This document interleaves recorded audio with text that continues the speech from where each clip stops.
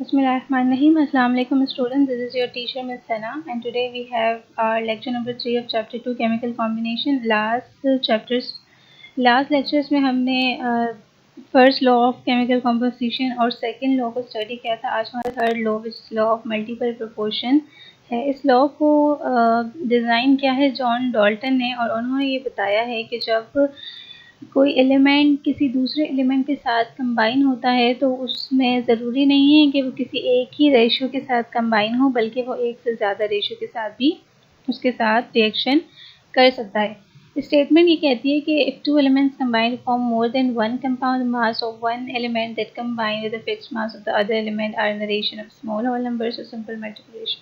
मतलब इसका सिंपल से ये है कि जब भी कोई दो एलिमेंट्स कंबाइन होंगे, ठीक है, दो एलिमेंट एक दूसरे के साथ रिएक्ट करेंगे तो उनमें से जो एक एलिमेंट आपके पास होगा उसका मास अगर फिक्स है और हम सपोज कर लेंगे दूसरा एलिमेंट जो है वो इसी सेम एलिमेंट के साथ जो है वो दो तरीके से मिक्स हो सकता है. एक तरीके से वो अपना जो है वो एक प्रोपोर्शन दे, जबकि दूसरी बार जब वो उसी एक सेम एलिमेंट के फिक्स मास के एलिमेंट के साथ कंबाइन हो तो वो अपना जो है वो ज़्यादा प्रोपोर्शन दे. तो इन दोनों सूरतों में जो रेशियो होगा वो हमेशा क्या होगा, सिंपल जो है ना होल नंबर होगा. होल नंबर आपको पता है क्या होते हैं, 0 to 9 हमारे पास जो नंबर्स होते हैं वो होल नंबर होते हैं, यानी कि वो नंबर जो कि फ्रैक्शंस में नहीं हो या जो है वो फ्रैक्शन में नहीं हो या पॉइंट में नहीं हो, वो हमारे पास होते हैं होल नंबर. ठीक है.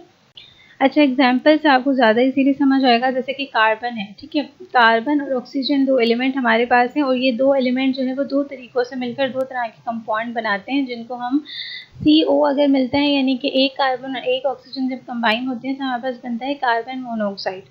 जबकि एक कार्बन और दो ऑक्सीजन कंबाइन होकर हमारे पास बना रहे होते हैं कार्बन डाइऑक्साइड. ये दोनों गैसेस हमारे एटमॉस्फेयर में मौजूद हैं. अब आप इनकी कॉम्पोजिशन देखें तो आपके पास फर्स्ट कंपाउंड में एक ही कार्बन है, दूसरे में भी एक ही कार्बन है. तो मतलब ये हुआ कि कार्बन हमारे पास क्या है, यहाँ पर फिक्स्ड है.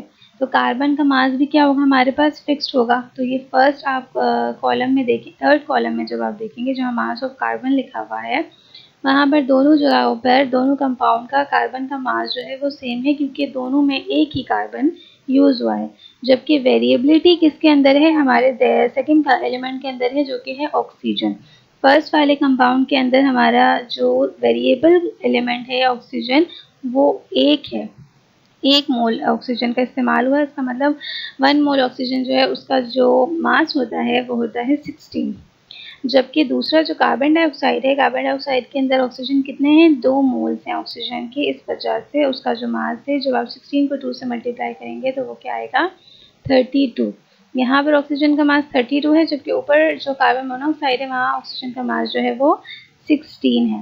तो जब आप 16 को और 32 को सिंपल रेशियो में लाएंगे, यानी कि यहाँ पर 16 का टेबल जो है वो उससे 16 1 से 16 हो गया, 16 2 से 32, तो ये हमारे पास रेशियो ऑफ ऑक्सीजन बन गया 1:2.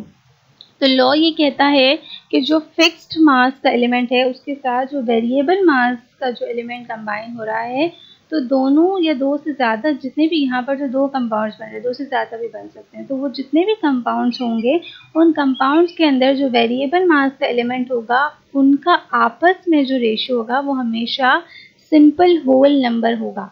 जैसे ये 1:2 है ना, तो ये होल नंबर है सिंपल 1:2. ये 3:4 भी हो सकता है, ये इससे ज़्यादा भी हो सकता है, लेकिन ये हमेशा क्या होगा, होल नंबर होगा. और ज़्यादा मोस्टली जो है वो सिंपल रेशियो भी होता है, जैसे 1:2 ही होता है मोस्टली.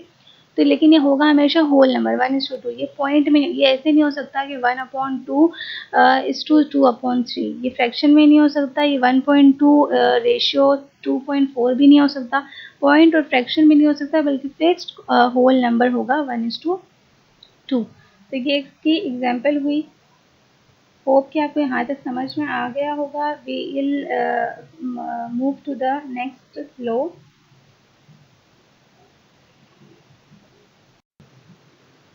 अब हम आ जाते हैं लास्ट लॉ की तरफ, which is law of reciprocal proportion. ये लॉ डिज़ाइन क्या है, साइंटिस्ट रिचर्ड ने, और स्टेटमेंट इसकी ये कहती है, when two elements separately combine with fixed mass of third element, the proportion in which they combine with one another shall be either in the same ratio or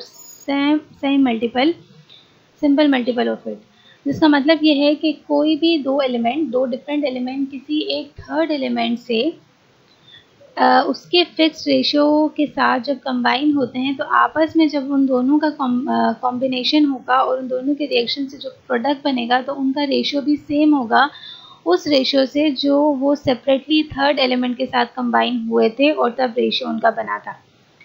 ज़्यादा आपको जो है वो एक्सप्लेनेशन से क्लियर होगा। अब लेट्स सपोज मैंने दो एलिमेंट ले लिए, कार्बन और ऑक्सीजन, ठीक है।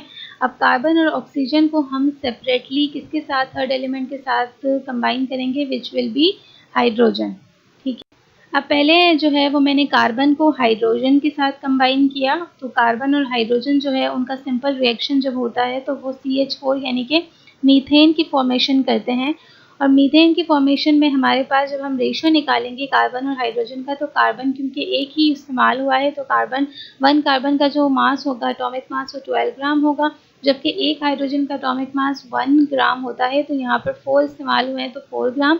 और जब आप इसको सिंपल रेशियो में ले आएंगे, यानी कि आप 4 के टेबल से अगर इसको सिंपलेस्ट फॉर्म में ले आए, 4 1 4 एंड 4 3 12, तो हमारे पास कार्बन हाइड्रोजन का रेशियो क्या बन जाएगा, सिंपल 3 ग्राम इज टू 1 ग्राम, यानी कि 3 ग्राम कार्बन जो है वो 1 ग्राम हाइड्रोजन के साथ रिएक्ट किया है, ठीक है। इस रेशियो का आप अपने जहन में रखिएगा। फिर हम करते हैं ऑक्सीजन का हाइड्रोजन के साथ रिएक्शन। ऑक्सीजन का जब हाइड्रोजन के साथ रिएक्शन होता है तो सिंपल रिएक्शन के दौरान वाटर की फॉर्मेशन होती है, विच इज़ H2O। अब आप यहाँ पर इनका रेशियो देखिए कि ऑक्सीजन जो है वो एक ही इस्तेमाल हुआ है तो उसका एटॉमिक मास 16, जबकि दो हाइड्रोजन है तो हाइड्रोजन का जो मास होगा वो होगा 2 ग्राम। अब उसको आप सिंपल रेशियो में लाएं, आप 2 के टेबल से जो है वो उसको सिंपलेस्ट फॉर्म में ले आ सकते हैं, 2 1 2 एंड 2 8 16। तो इसका जो रेशियो बनेगा वो बनेगा 8 ग्राम इज टू 1 ग्राम। यहाँ तक समझ में आया। और स्टेटमेंट ये होगी कि 8 ग्राम ऑक्सीजन जो है उसने रिएक्ट किया है 1 ग्राम हाइड्रोजन के साथ। अब हमने क्या करना है, पहले हमने जो है वो दो एलिमेंट्स लिए थे, कार्बन और ऑक्सीजन, और उन दोनों को हमने सेपरेटली एक थर्ड एलिमेंट यानी कि हाइड्रोजन के साथ जो है वो रिएक्ट करवाया था। अब हमने क्या करना है, कार्बन और ऑक्सीजन को एक दूसरे के साथ रिएक्ट करवाना है और फिर एंड में हम ये देखेंगे कि आया कार्बन और ऑक्सीजन का जो रेशियो बन रहा है इस रिएक्शन, इन दोनों के रिएक्शन में, वो सेम रेशियो है जो इन दोनों का सेपरेटली हाइड्रोजन के साथ बना था। तो अब आप आ जाइए कार्बन ऑक्सीजन के रिएक्शन पर। कार्बन और ऑक्सीजन जब रिएक्ट करते हैं तो कार्बन डाइऑक्साइड की फॉर्मेशन होती है, और कार्बन डाइऑक्साइड की फॉर्मेशन में जो रेशियो बन रहा है हमारे पास कार्बन ऑक्सीजन का, वो क्या है, एक कार्बन इस्तेमाल हुआ है तो 12 ग्राम, 12 होता है एटॉमिक मास कार्बन का, जबकि ऑक्सीजन का जो एटॉमिक मास होता है वो होता है 16। लेकिन क्योंकि यहाँ पर दो ऑक्सीजन का यूज़ हुआ है तो हम 16 को 2 से जब मल्टीप्लाई करेंगे तो हमारे पास क्या आ जाएगा, 32 आ जाएगा। तो ये हमारे पास रेशियो कार्बन ऑक्सीजन का क्या बना है, 12 ग्राम इज टू 32 ग्राम। अब आप इसको जब सिंपल फॉर्म में लाएंगे तो ये हमारे पास बन गया 3 ग्राम इज टू 8 ग्राम, ठीक है। 4 के टेबल से हमने जो है वो इसको सिंपल फॉर्म में लाए हैं और स्टेटमेंट पे क्या आ जाएगी। अब आप आ जाए डायरेक्ट कंक्लूजन पर। कंक्लूजन में हम देखें हमने क्या लिया था, एक हमने हाइड्रोजन जिसको हमने फिक्स रखा था, दोनों जो डिफरेंट एटम थे जिनको हमने देखना था कि उन दोनों का रेशियो सेम बन रहा है या नहीं, तो उसके लिए हमने फिक्स रखा था किसको, हाइड्रोजन। फिर हमने जो दो एलिमेंट्स लिए थे वो कौन से थे, एक ऑक्सीजन था और एक हमारे पास क्या था, कार्बन। और कार्बन और हाइड्रोजन का जब रिएक्शन हुआ था तो हमारे पास क्या बना था, मीथेन। और मीथेन की जो हमारे पास रेशियो आया था वो आया था 12:4, और जिसको हमने सिंपल फॉर्म में लिया था तो वो आया था 3:1। जबकि ऑक्सीजन और हाइड्रोजन का जब रिएक्शन हुआ था तो क्या बना था, वाटर बना था H2O। और जब हम इसके रेशियो को लाए थे तो रेशियो हमारे पास क्या बना था, इसका 2:16, जिसको हम सिंपल फॉर्म में लाए थे तो 1:8 बना था। अब हमने देखिए क्या देखना है, हमने देखना ये है कि जो कार्बन हाइड्रोजन की रिएक्शन में कार्बन का जो रेशियो है वो क्या बन रहा है, इधर 3 बन रहा है, जबकि ऑक्सीजन और हाइड्रोजन में ऑक्सीजन का जो रेशियो बन रहा है वो क्या बन रहा है, 8 बन रहा है। तो यहाँ पर कार्बन का 3 और यहाँ पर ऑक्सीजन का 8। तो स्टेटमेंट या लॉ जो है वो ये कह रहा होता है कि जब आपस में कार्बन और ऑक्सीजन कंबाइन होंगे तो उनका जो रेशियो निकलेगा वो वही निकलना चाहिए, यानी कि कार्बन का 3 ही निकलना चाहिए और ऑक्सीजन का जो है वो 8 ही रेशियो आना चाहिए। तो हम इसको देख लिया हमने कार्बन डाइऑक्साइड के फॉर्मेशन से, जिसको हम यहाँ पर रिपीट करते हैं। कार्बन ऑक्सीजन क्या हमारे पास रिएक्शन हुआ था, कार्बन डाइऑक्साइड का रिएक्शन हुआ था, कार्बन डाइऑक्साइड की फॉर्मेशन हुई थी, और कार्बन डाइऑक्साइड की फॉर्मेशन में कार्बन 12 और ऑक्सीजन 16 से मल्टीप्लाई किया तो 32, 12:32 आ गया। और इसको जब हमने सिंपल फॉर्म में लाए तो हमारे पास क्या आया, 3:8 ही आया, यानी कि कार्बन का हमारे पास 3 और ऑक्सीजन का जो है वो 8 ही बना, जो कि CH4 और वाटर में हमें नज़र आ रहा है कि कार्बन का 3 और वाटर ऑक्सीजन का जो है वो 8 ही है। तो लॉ भी यही कहता है कि जब किसी एक फिक्स्ड एलिमेंट के साथ दो डिफरेंट एलिमेंट जब कंबाइन करते हैं तो उनके साथ जो उसका रेशियो बन रहा होता है, जब वो आपस में एक दूसरे के साथ कंबाइन होंगे तो उनका रेशियो वो ही बनेगा जो उस फिक्स मास के एलिमेंट के साथ जो है बन रहा था। तो यहाँ पर ये जो है वो कंक्लूड हुआ कि carbon and oxygen combine in same ratio या सेम रेशन, जो हमने स्टेटमेंट में भी पढ़ा था। आई होप कि आपके कन्फ्यूजन या आपके जो कॉन्सेप्ट है वो उस लॉज के हवाले से क्लियर हो गए होंगे, और डिफरेंट लॉज जो हैं वो जितने भी लॉज थे वो सारे एक्सप्लेन हो चुके हैं, आप गो थ्रू कर लें। अगर आपको समझ नहीं आए बार बार आप वीडियो को देखें और अपना फीडबैक ज़रूर दें। अगर आपको कोई कन्फ्यूजन है तो आप कमेंट में ज़रूर लिखें। इंशाल्लाह नेक्स्ट क्लास में हम जो है वो केमिकल रिएक्शंस किस तरह के होते हैं, कितने टाइप्स के होते हैं, उसके बारे में पढ़ेंगे।